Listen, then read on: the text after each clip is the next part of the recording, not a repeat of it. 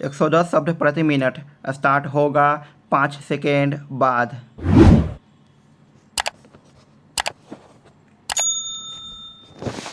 Start. समाज की सबसे छोटी इकाई व्यक्ति होता है।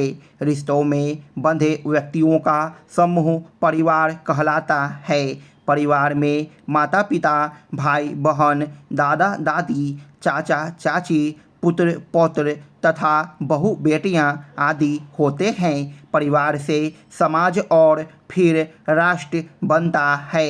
इस प्रकार यह प्रतिपादित होता है कि राष्ट्र का मूल व्यक्ति और परिवार है। यहीं से शांति का पौधा अंकुरित होकर एक बड़ा वृक्ष बनता है।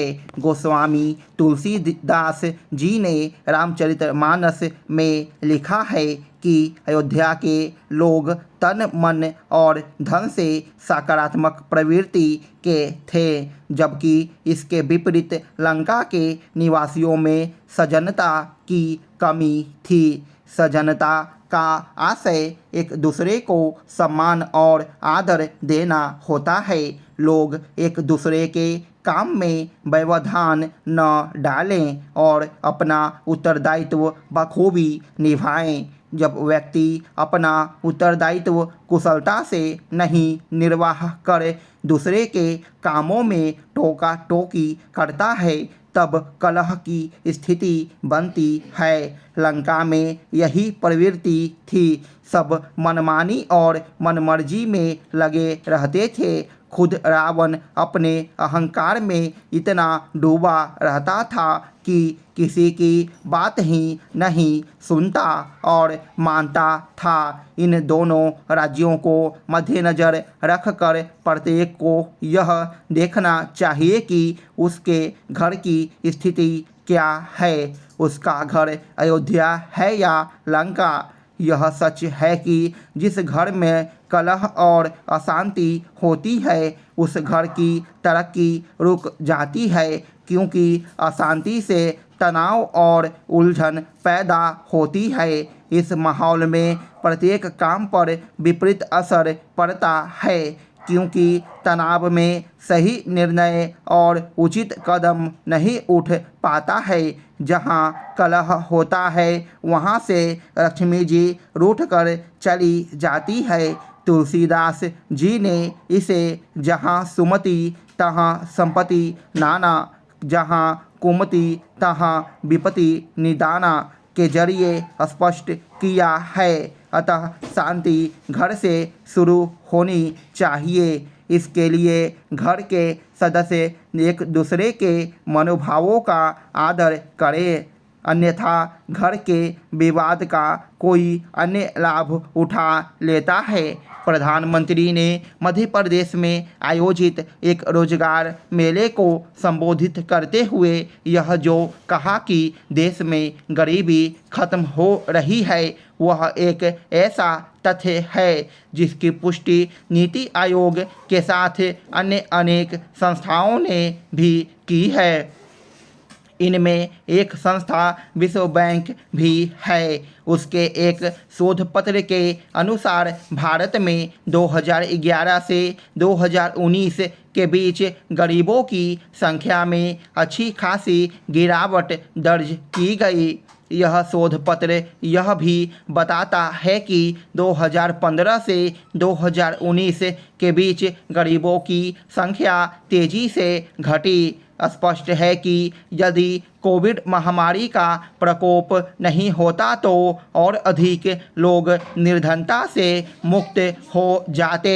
इसकी अनदेखी नहीं की जानी चाहिए कि इस महामारी ने दुनिया के अन्य देशों के साथ भारत के भी तमाम लोगों को गरीबी रेखा के नीचे ढकेलने का काम किया।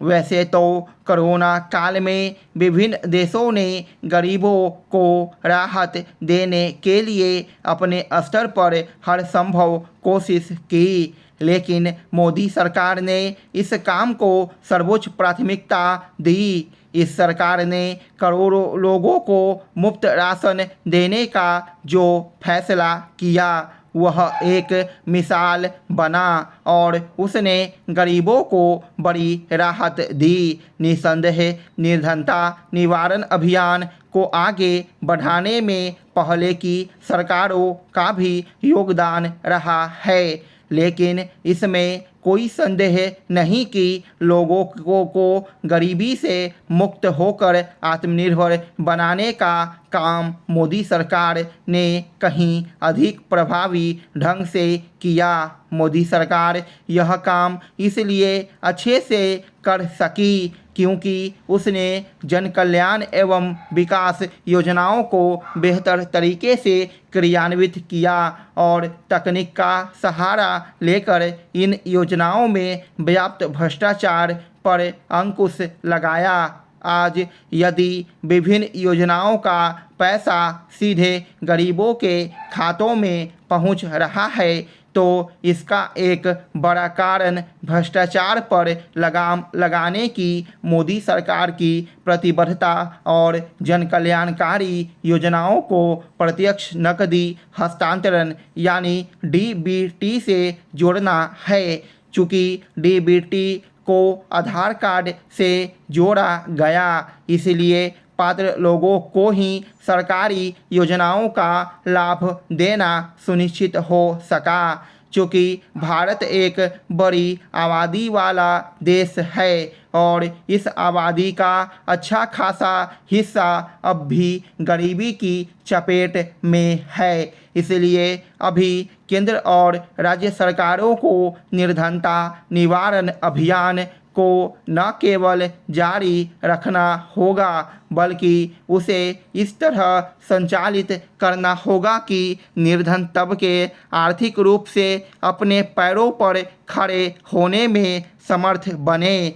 जो भी जन कल्याणकारी योजनाएं चल रही है उनका उद्देश्य लोगों को आर्थिक रूप से सबल और आत्मनिर्भर बनाना होना चाहिए। ध्यान रहे कि विगत में निर्धनता निवारण की कई योजनाएं ऐसी थी जो गरीबों को आत्मनिर्भर होने के लिए प्रेरित नहीं करती थी। यह ठीक नहीं कि अभी भी कई राज्य सरकारें जन कल्याण के नाम पर मुफ्तखोरी की संस्कृति को बढ़ावा देने का काम कर रही है। इससे राजनीतिक हित भले ही सध जाते हों, लेकिन लोगों का वास्तविक आर्थिक उत्थान नहीं हो पाता। स्टॉप।